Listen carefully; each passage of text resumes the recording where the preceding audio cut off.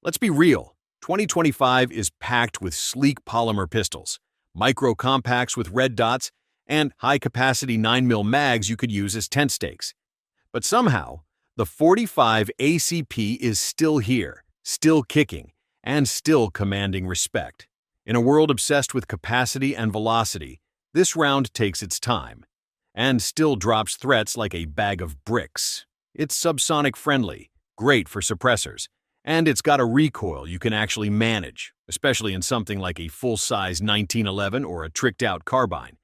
This round has a backstory full of battlefield drama, failed experiments, and some seriously unexpected gun pairings.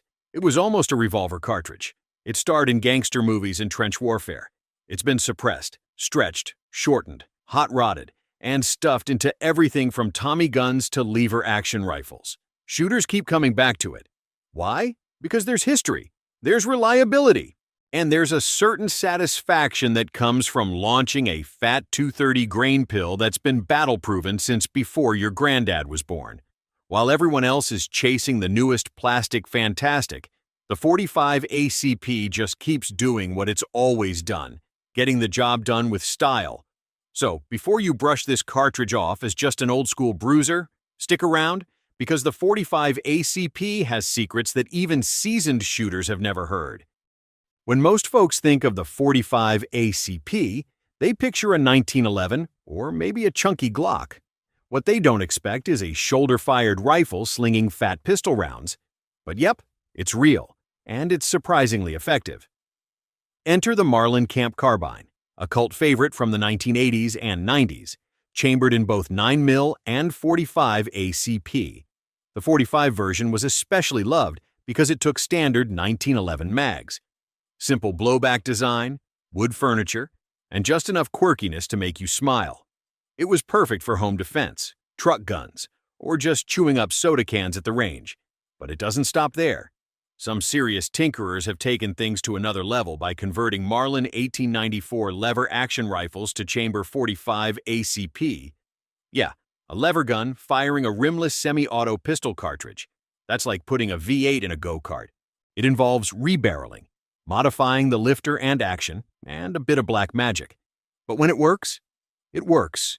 You get the classic cowboy aesthetic paired with the soft push of a 45. Why does any of this matter? Because it shows just how ridiculously versatile this cartridge is. Whether you're plinking, defending the homestead, or building a just-because-I-can Franken rifle, the 45 ACP doesn't just fit, it thrives. It's not the most common setup, but it's a reminder that old-school rounds can still surprise you. And let's be honest, firing 45 ACP from a rifle just feels cool. All right, let's talk about one of the weirdest but most underrated uses of the 45 ACP Ratshot, also known as snake shot. Yep, you heard that right. We're turning this big old fight stopper into a pest control tool. Instead of your typical 230 grain bullet, these cartridges are loaded with tiny lead pellets encased in a plastic capsule. You fire, the capsule breaks apart, and boom, you've got a mini shotgun blast at close range. These rounds are meant for critters, snakes in your shed, rats in your barn, maybe even a stubborn squirrel messing with your attic.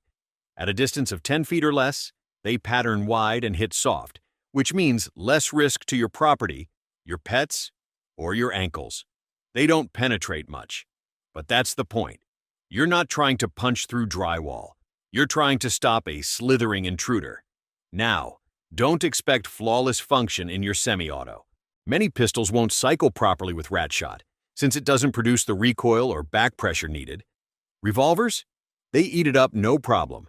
But even if you gotta run it single-shot style, it's still a handy tool. No, this isn't your go-to carry ammo. But it's another notch on the 45 ACP's belt of weird and wonderful versatility. Whether you're on the farm, out camping, or just want to be prepared for backyard invaders, Ratshot gives the 45 ACP yet another reason to stay loaded and ready. If you ever feel brave, try crawling headfirst into a pitch-black tunnel, barely wider than your shoulders, filled with booby traps, snakes, and enemy fighters. That was the daily grind for the tunnel rats during the Vietnam War. These guys had one of the most dangerous, nerve-wracking jobs imaginable, clearing out the Viet Cong's vast underground networks. And what did most of them carry into the darkness? You guessed it, a 45 ACP M1911. At first glance, it made sense. The 45 ACP had proven itself time and again in close quarters combat. Big slug, hard hit, no nonsense. But here's the catch. Firing a 45 in a cramped, echoing tunnel was like setting off a grenade in your own face. The muzzle flash was blinding, the report deafening, and the concussive blast could leave you stunned or worse. Some tunnel rats wised up and switched to suppressed 38 special revolvers, or even 22 pistols, anything to keep the noise and flash down while still having a fighting chance. But others stuck with the 45, trusting its fight-stopping power to level the odds in a bad situation. It wasn't the ideal environment for any firearm, let alone one with a thunderous bark like the M1911. But it worked. In that tight, dangerous underworld, every shot had to count, and the 45 made sure that if you got one off, it really counted. Ask any seasoned handloader what cartridge they love to tinker with, and odds are good the 45 ACP is at the top of the list. Why? Because it's ridiculously forgiving, flexible, and flat-out fun to load. This round was practically built for reloaders. First off, its low operating pressure means brass lasts a long time, like multiple reloads long.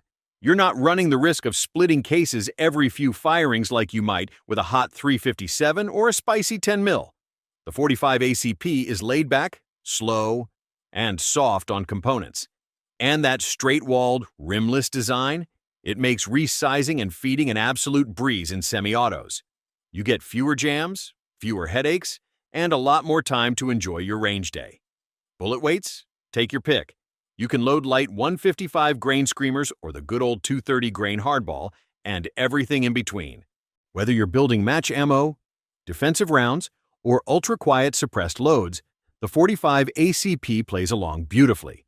Speaking of quiet, most 45 ACP loads are already subsonic, which makes them ideal for suppressors.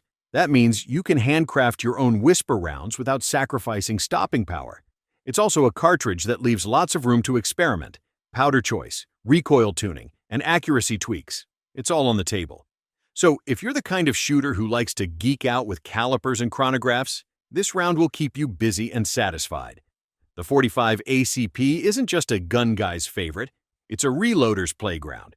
If the 45 ACP had a rockstar phase, it was the submachine gun era, and oh man, did it shine. Let's start with the big dog, the Thompson submachine gun, aka the Tommy gun. Designed for trench warfare in World War I. It didn't make it to the front in time, but it found new fame in the 1920s with gangsters, lawmen, and eventually U.S.C.'s troops in World War II. Chambered in 45 ACP, the Thompson fired in full auto with serious punch. It was heavy, expensive, and not exactly user-friendly, but it got the job done in the hands of soldiers and mobsters alike. Then came its low-rent cousin, the M3 grease gun. Built during World War II as a cheaper, simpler alternative, the grease gun had a slower rate of fire and looked like something you'd find under a car. But it was rugged, compact, and effective, especially in tight spaces like tanks or jungle warfare. Troops loved how easy it was to handle, and the 45 ACP round gave it real bite at close range. Fast forward to the 1970s and you've got the MAC-10, a fire hose of 45 ACP in a micro-sized machine pistol. Ridiculously fast, famously loud, and hard to control, but undeniably fun. Today, that legacy lives on in the Chris Vector. With its funky recoil system that redirects force downward, the Vector makes 45 ACP feel smooth even on rapid fire. From bootleggers to battlefields to futuristic designs, 45 ACP subguns prove one thing. It's a heavy hitter that was born to shred. All right, let's talk about a bold idea that just couldn't catch fire. The 45 Gap, short for Glock Auto Pistol. Back in 2003, Glock teamed up with Speer to develop this cartridge with a simple mission: deliver 45 ACP performance in a smaller grip frame. Sounds smart, right? You get that big bore power, but in a gun that doesn't feel like holding a brick. And at first, it worked. Glock released the G37, G38, and G39, all designed around the 45 Gap. Some law enforcement agencies adopted it, especially departments where officers needed a more manageable grip size without giving up stopping power. But while the theory made sense, the market had other ideas. First problem? Ammo availability. While 45 ACP is everywhere and their mama's gun safe, 45 gap was hard to find and more expensive when you could. Add to that the fact that gun makers started figuring out how to slim down 45 ACP pistols anyway, and suddenly the gap felt, well, unnecessary. Eventually, most agencies that adopted it switched back to standard calibers like 9mm or 40 S&W for cost and convenience. Today, the 45 gap is a bit of a collector's oddity. Not quite a failure, but definitely a reminder that messing with a classic isn't always a win. Moral of the story? You can't always shrink greatness. The 45 ACP might be chunky, but it works, and sometimes that's all that matters. If you think the 45 ACP is just a slow, lumbering dinosaur of a cartridge, let me introduce you to its jacked-up cousins. Over the years, ammo designers and mad scientists alike have taken the 45 ACP platform and cranked the dial up to 11. The results? Some seriously spicy variants. First up, there's the 45 Super, same external dimensions as 45 ACP, but built with reinforced brass and higher pressure loads. Drop it into a properly upgraded 1911 or Glock with a heavier recoil spring and a ramped barrel, and you're pushing 1,100 plus feet per second with a 230 grain bullet. That's legit magnum level energy. Folks, but if you want to go full maniac, there's the 460 Rowland. This bad boy lengthens the case just enough that it won't chamber in a standard 45 gun, and it delivers energy on par with a 44 Magnum. It kicks like a mule but hits like a truck, making it a favorite among backcountry defense shooters looking for bear-stopping power. And then there's the lesser-known 451 Detonix Magnum, a stretched-out 45 built for long slide pistols back in the 1970s. It never took off commercially, but it showed just how far you could push the 45 ACP concept. Bottom line? While the standard 45 ACP is comfortable and reliable, these hopped-up variants prove that with the right tweaks, it can run with the big boys. Old school doesn't mean outdated. It just means the foundation was strong enough to evolve. Most folks think of the 45 ACP as strictly a semi-auto pistol cartridge. After all, that's what it was built for. John Browning designed it to feed beautifully in the M1911. But here's a wild twist. Back in World War I, the U.S. military was so short on 1911s that they turned to an unlikely solution: revolvers.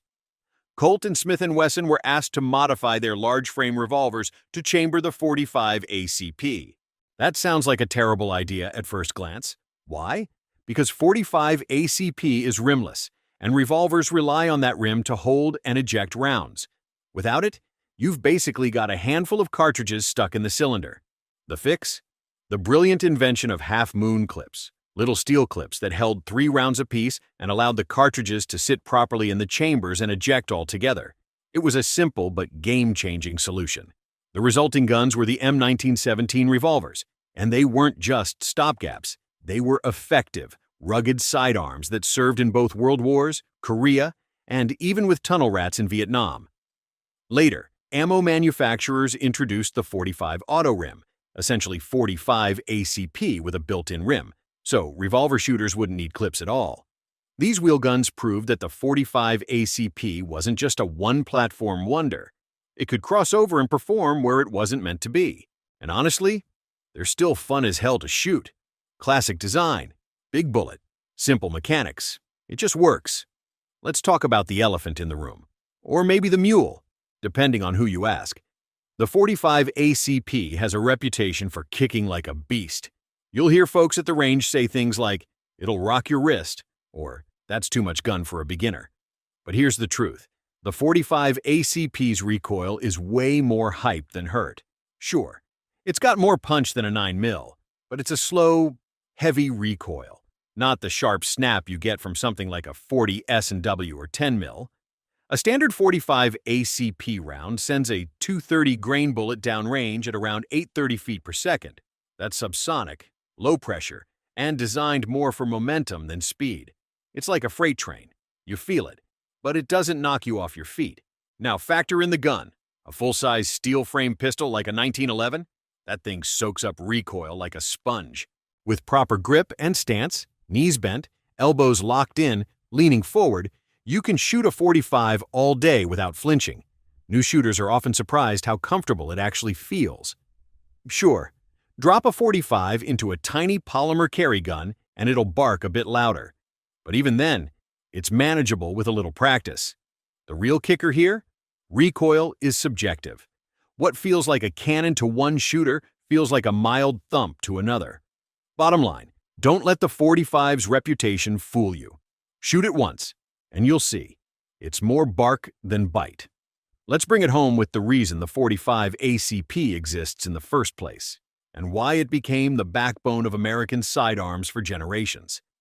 The story starts in the Philippine-American War, where U.S. soldiers were facing off against Moro warriors, fierce, fearless fighters who weren't going down after taking hits from 38 long Colt revolvers. In close combat, those smaller rounds just didn't stop the threat. The military took notice. They wanted something bigger, something that would put an attacker down fast. Enter the legend himself, John Moses Browning. He cooked up the .45 ACP, and Colt wrapped it in a sleek, semi-auto package, the M1911, adopted by the U.S. military in, you guessed it, 1911. It was heavy, reliable, and packed a wallop. The .45 ACP went on to serve in both World Wars, Korea, Vietnam, and even into modern conflicts. And here's some poetic justice for you. During World War II, the U.S. supplied Filipino guerrillas with .45 ACP pistols to fight against Japanese occupation. The same region that helped inspire the cartridge's creation ended up using it to reclaim their homeland. From muddy trenches to dusty streets, the .45 ACP built its reputation one fight at a time. And more than a century later, people still carry it, not because it's trendy, but because it works. It's not just a cartridge. It's a chapter of American military history written in brass and lead. So there you have it. The .45 ACP isn't just a caliber, it's a legacy. It's been hot-rodded, suppressed, stuffed in revolvers and rifles, and it's still riding high more than a century later. Whether you're a reloader, a history nerd, a subgun fan, or just someone who appreciates a round that doesn't need fixing, the .45 ACP delivers. It's not about flash, it's about proven performance. And in a world chasing the next big thing, the .45 ACP proves that classics stick around for a reason. What's your favorite .45 ACP fact, gun, or memory? Drop it in the comments, like, share, and hit that subscribe button for more deep dives. Stay sharp, stay safe. Until next time, lock and load.